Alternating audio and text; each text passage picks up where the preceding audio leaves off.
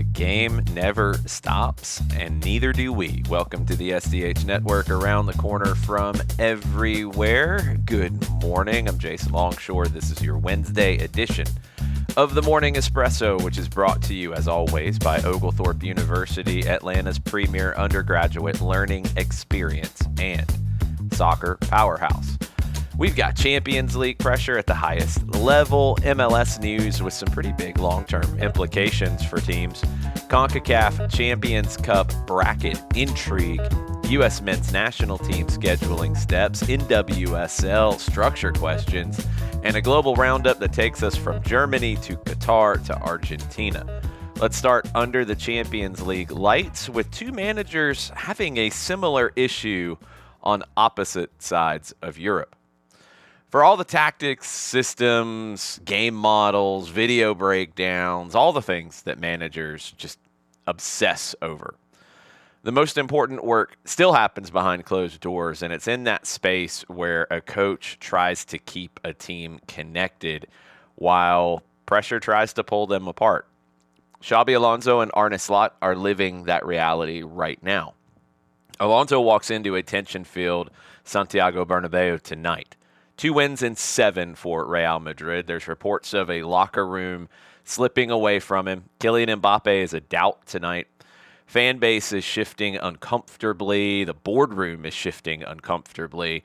And it's a Champions League match that in Madrid becomes a referendum. Is Xabi Alonso going to survive after tonight's match against Manchester City? Arne Slot hasn't been too far away from that kind of conversation. Liverpool has struggled this year, and then the public outburst from Mohamed Salah. Questions about control, pressure from supporters.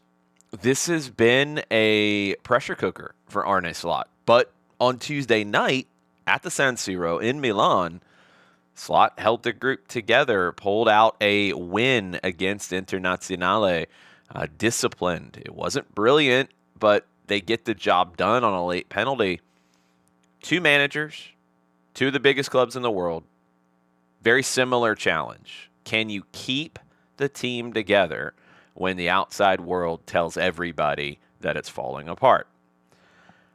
Xabi's night is just beginning. Arne Slot's might have bought him some more time. That's where we start. Let's go to Champions League. Real Madrid season has reached the point where everything just feels very loud. Headlines, talk on the TV shows. I'm sure the Stephen A. Smith of Spain is having a field day with all of this. And now it's Manchester City arriving with Pep Guardiola's machine in pretty good shape at the moment. Before even preparing for Manchester City, Alonso spent Tuesday answering stories about losing the locker room. Multiple outlets suggested that his authority is being tested. That kind of stuff often becomes a self-fulfilling conversation in Madrid. The more you have to deny that it's happening, the more that the idea actually takes hold. Now you have an issue with Kylian Mbappé, left leg discomfort. He has been playing with a broken finger. He can handle that, but the leg discomfort, he did not train with the group on Tuesday. Typically with Real Madrid, if you don't train the day before, you almost never start. Marca has called him a serious doubt. He hasn't been ruled out. It'll come down to how he feels in warm-ups. And look, Xabi Alonso needs Kylian Mbappé right now. Pep Guardiola tried to humanize the situation. Remember, Xabi played for him at Bayern Munich. He has a ton of respect for Xabi Alonso. There's even talk that Xabi Alonso would be on a short list of managers who could potentially replace Pep Guardiola when his time at City is done. Pep said Barcelona and Real Madrid are the toughest clubs to be manager of because of the environment. And he's dead on. You can win 3 games in a row and still feel like the floor is unstable underneath you. Hanging over all of this is the contingency plans that are being reported on in Spanish media about Madrid looking at doing things if this situation becomes unsustainable. And that might happen after a loss potentially tonight to Manchester City. Arbeloa, the manager of the second team, he is positioned as a caretaker option. Zinedine Zidane and Jurgen Klopp, most reports say that they're not going to take it for the rest of the season. Klopp maybe in the future. Zidane likely going to take over the French national team in the future. It's going to be interesting tonight. All kinds of storylines swirling around Xabi Alonso and Real Madrid. Elsewhere today in Europe, big Wednesday across the Champions League. PSG will be in Bilbao to face Athletic Club. The San Mames is one of the hardest places to play in Europe. PSG would like to get a big win here and get a little bit of momentum going. They're dealing with a ton of injuries as they have all season. Arsenal at Club Brugge. Gabriel Jesus is finally back after an ACL tear in January. Declan Rice and Leandro Trossard drop out. The injury list grows. We'll see if getting at least one back will give them a little bit of a spark. Napoli at Benfica. It's Antonio Conte versus José Mourinho. Whew, just give me manager cams for this one. Quick reminder of Tuesday's results. We talked about Liverpool, a late penalty converted by Dominic Szoboszlai. Mo Salah absent. Liverpool get the 1-0 win. Chelsea, a 2-1 loss at Atalanta. Maybe Chelsea goes into the play-in round rather than finishing in the top 8. Barcelona, they came back to beat Eintracht Frankfurt. Lamine Yamal, he didn't really love being substituted, but I think this one is going to be all right. It was in the 89th minute. He was on a yellow card. I think it's going to be all right. I don't think this is going to be an issue. Hansi Flick. Arne Slot has not gone to Barcelona yet. Hansi Flick tried to downplay this, and I think that was the right thing to do here. I think that's going to be okay. But as we've seen before already this season with these kind of situations, and yes, I'm thinking of you, Vinny Jr., keep an eye on it. Atleti, Monaco, led by Folarin Balogun, Tottenham, Hotspur, and Marseille all got important wins in a very fluid mid-table in the Champions League phase. Let's come back to the U.S. Lionel Messi's done it again. Back-to-back MLS MVP awards, the first player in the 30 years of Major League Soccer to win consecutive Landon Donovan MVP honors. At 38 years old, he put up 29 goals and 19 assists in the regular season, plus 9 more assists in the playoffs to go with 6 goals. That's a playoff record 15 goal contributions. Other news in MLS, beyond Messi, Noah Cobb's permanent move to Colorado becomes official. It's over $500,000 in general allocation money to Atlanta, plus a potential of $250,000 more, plus a sell-on clause as well. We've mentioned it on SDH quite a bit. Noah is one of the guys that we've watched grow up, coming up from the academy to the twos, into the first team, a guy who I always enjoyed catching up with. I thought he always had great perspective for his age, a player that we'll be rooting for the rest of his career for sure, and a player that I can absolutely see being in best 11 and U.S. men's national team conversations. But to get there, he's got to play.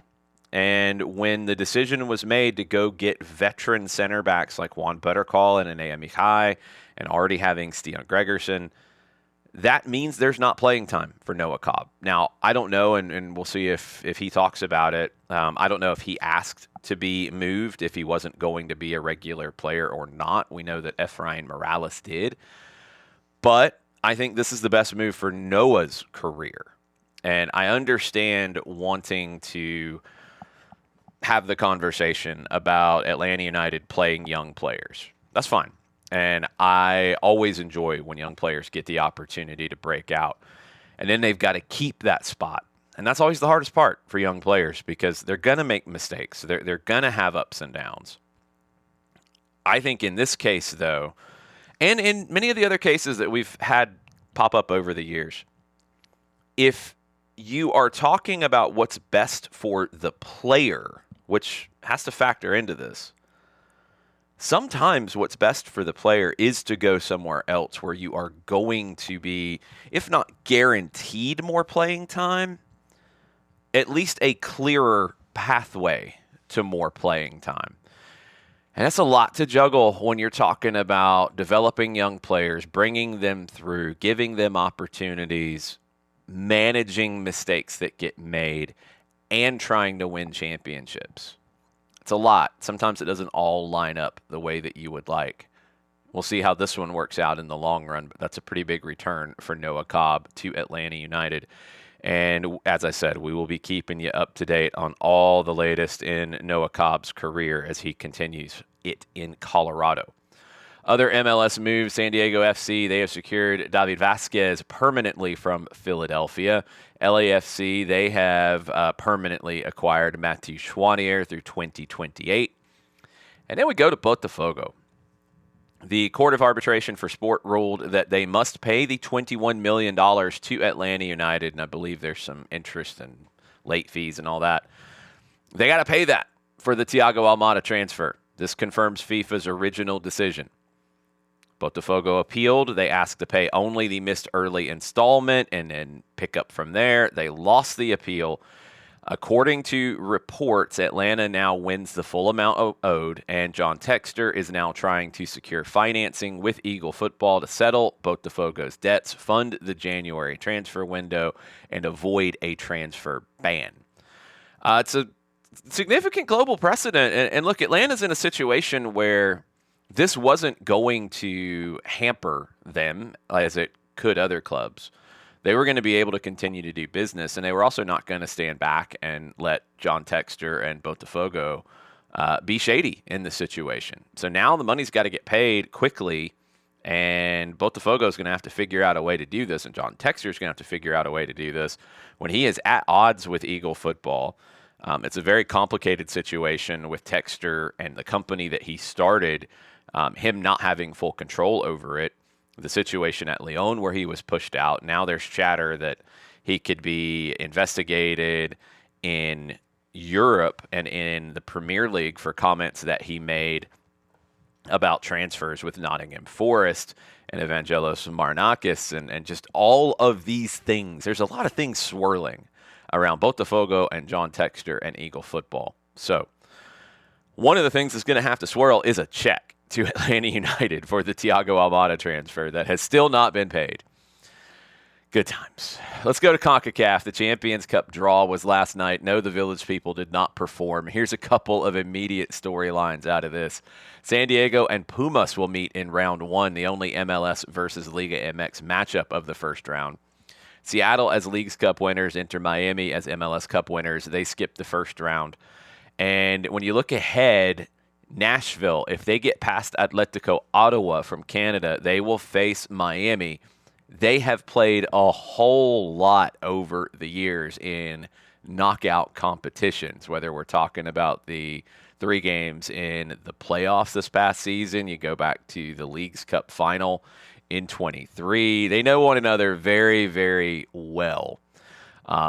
They played 4 straight times to end the 2025 season because they played on decision day as well. If Miami gets through that, or if Nashville gets through that, then they are playing Club America most likely, which will be all the drama, all the excitement. You could have an all-LA matchup in one round down the road.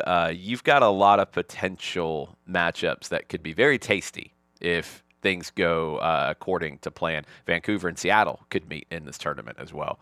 Going to be a fun one that will start early in 26. U.S. men's national team, they are closing in on a friendly with Senegal on May 31st in Charlotte, North Carolina. It's a good test for the U.S. It will be a good test for what they are looking forward to in the World Cup. That would add to playing Belgium and Portugal in March in Atlanta and Germany in Chicago on June 6th.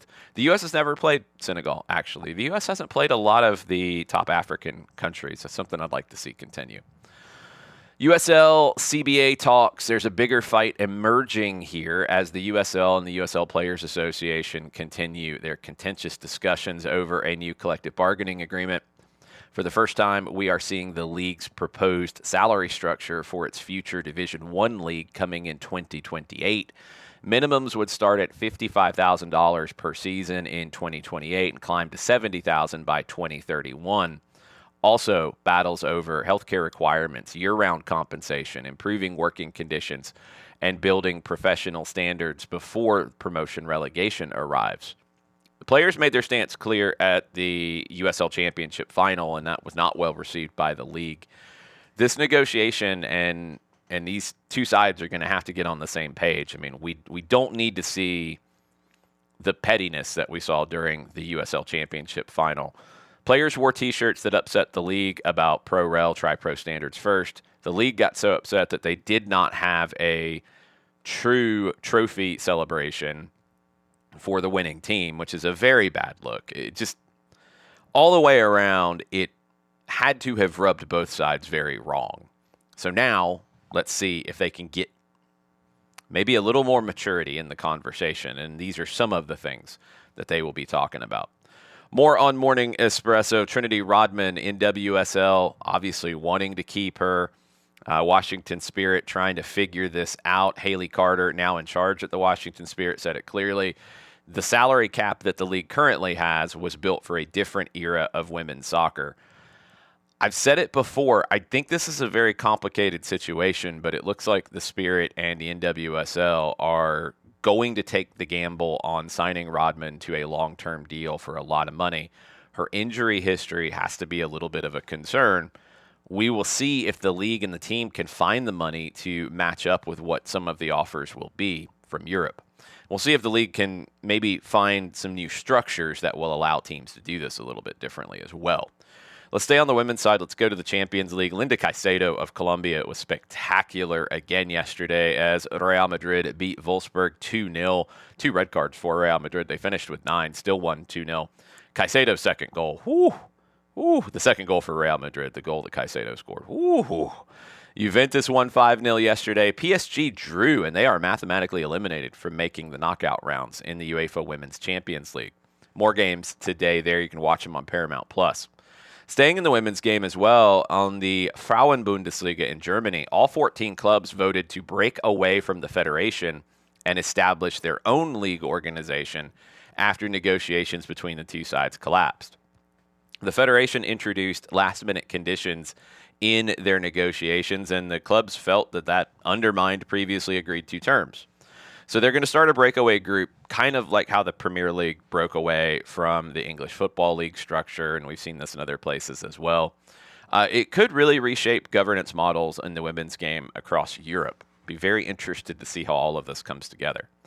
Some global headlines. Right now, Argentina, the federation, and more than 30 clubs were raided in a money laundering investigation involving Surfinanzas. Several clubs say that the company actually owes them money. Others deny any relationship beyond sponsorship. The issue is with Surfinanzas outside of their relationship in soccer. But they sponsor a lot of teams and have been heavily involved in the game in Argentina. So that's why the courts and the authorities raided these clubs and the federation to get paperwork on these deals. This is going to be a long-running story. It's going to have a whole bunch of different layers.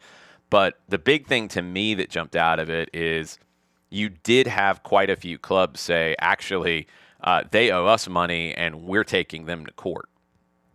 So let's see how all of that plays out. Later today in Qatar, Flamengo versus Cruz Azul in the Intercontinental Cup. This is part of what used to be the Club World Cup. Now it's different in years that you don't have the Club World Cup. FIFA is awarding trophies and medals for all the matches in this. They've kind of made them all structured. So this is like the Derby of the Americas. We'll see. Flamengo comes in as a pretty big favorite.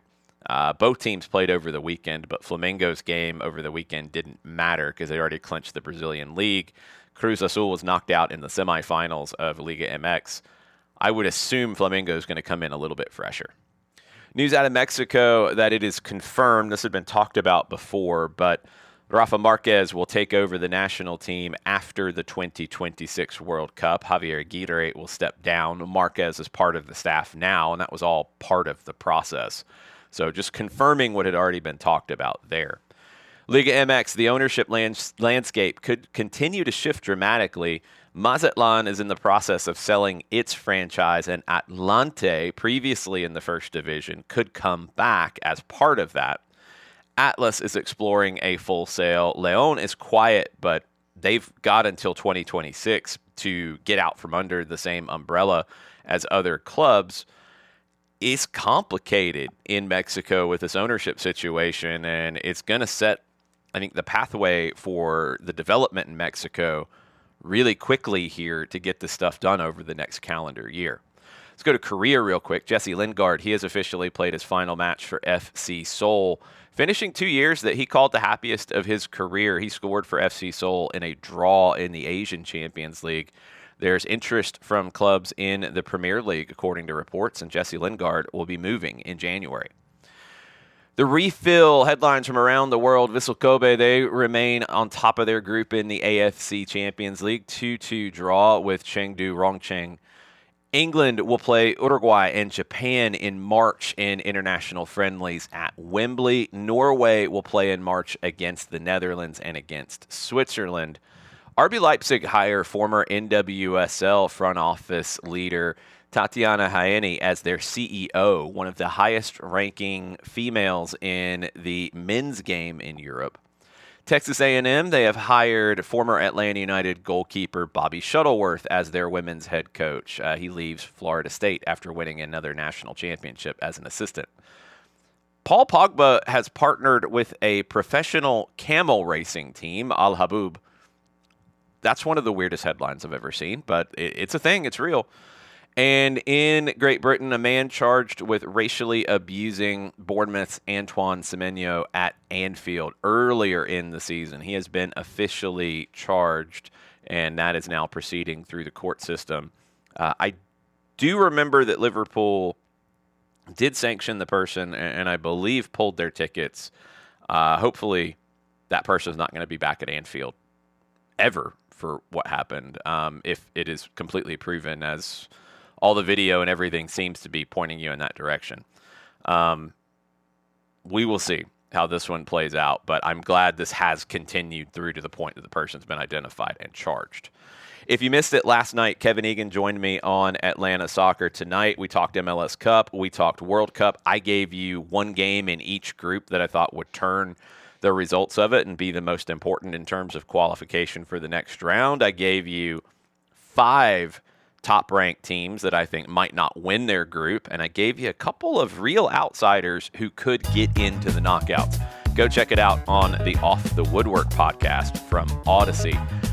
I'll be back tomorrow with another edition of the Morning Espresso. Enjoy your Champions League. Enjoy your Intercontinental Cup if you're watching that, Flamengo and Cruz Azul. And I'll be back with you tomorrow morning to break it all down on another edition of the Morning Espresso from the SDH Network.